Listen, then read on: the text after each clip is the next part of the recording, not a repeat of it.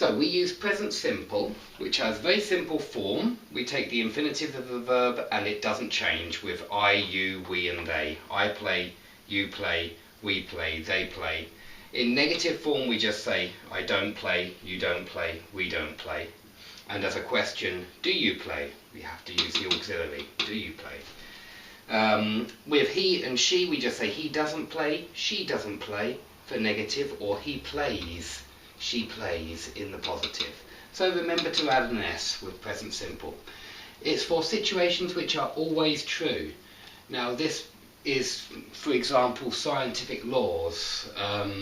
Water boils at 100 degrees Celsius. This is always true. It always happens like this.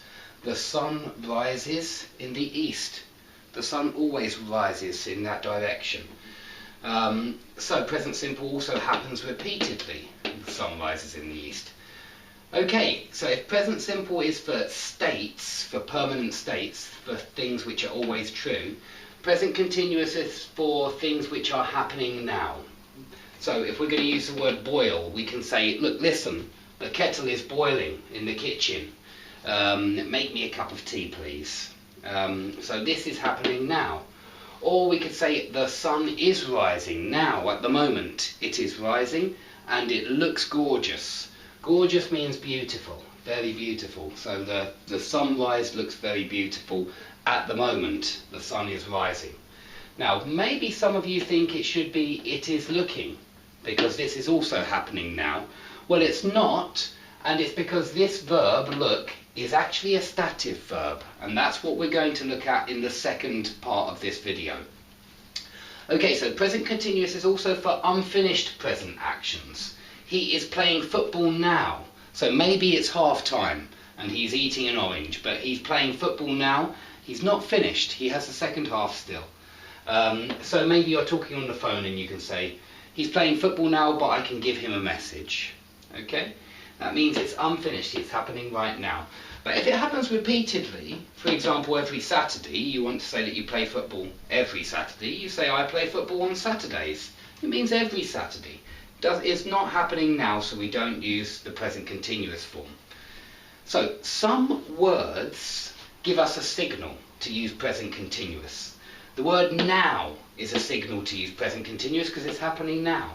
And the phrase at the moment is a signal to use present continuous because it means that there's an unfinished action happening at that moment. But if we say every day, or every week, or every month, or also if we use these adverbs, usually, sometimes, often, always, these mean that something happens repeatedly, and so we must use present simple with these expressions. Okay, now I want to talk about stative verbs.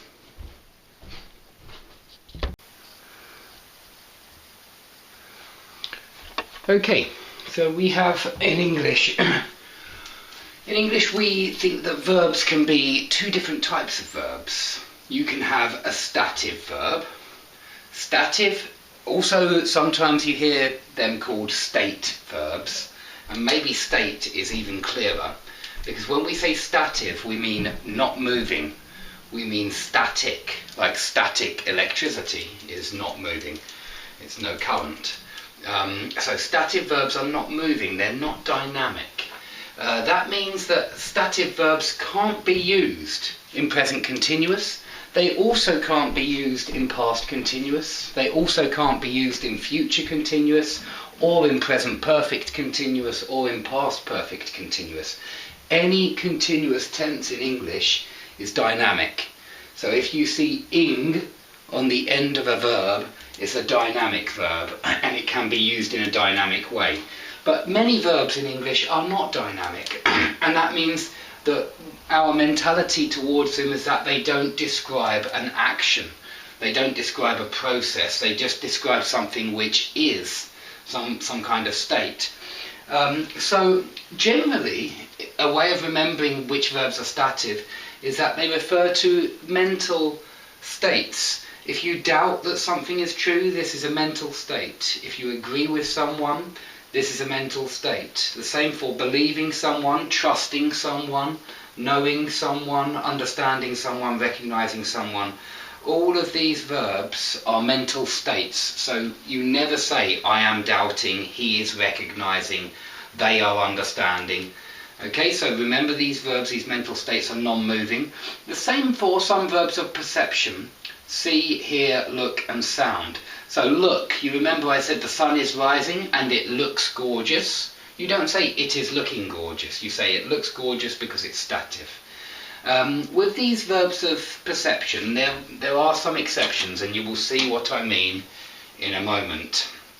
Okay, there are more stative verbs here. These all are about possessing something. If you have something or own something, like a car, that's not a process. We don't think that's an action. It describes a state. If you owe someone money, we think that that's an unchanging situation, unfortunately, and so it's a stative verb. It's not considered dynamic in our mentality. The same if something belongs to you, same as possession. If something weighs 100 kilos, it always weighs 100 kilos, and so it's a stative verb. Lastly, you must remember want, need, wish, fancy. These verbs of wanting, they're also what we consider states. They're permanent conditions of people, and so we don't think of them as dynamic. Okay, some verbs have a stative form or a dynamic form depending on what you mean. So the verb have in English has a million different meanings. It can be used in many different situations, and as an example you can say I have a car, but you can also say I have breakfast, or I am having a sandwich. If you can say don't talk to me at the moment, I am eating a sandwich, I am having a sandwich. So have can mean eat or drink, and when it does mean eat or drink you can use it dynamically, because we think eating or drinking is a dynamic action. You've got chewing involved, the food goes into your mouth, it's swallowed, it's digested. So this is a process, and you can say I am having a coffee, I am having breakfast, he is having lunch. You must do if it's happening now. So have, if it means eat or drink, is certainly dynamic, but if you're talking about a car or family, your brothers and sisters, you certainly don't say I am having two brothers or two sisters, you say I have. Okay, see has two forms. Usually it means see just like you understand it. You see someone, I saw him on the street yesterday. So see in that sense just when you perceive them with your eyes. But it has a second meaning, which is romantic, and it kind of means that if you say I am seeing her, it sounds like you're having romantic meetings with her, dates with her, you're going out with her, we would say in England, go out with someone. So if we use see in that sense, okay, yes, it can be dynamic. More importantly perhaps is think. If you want to say something like I think that he is French, we would never say I am thinking that he is French.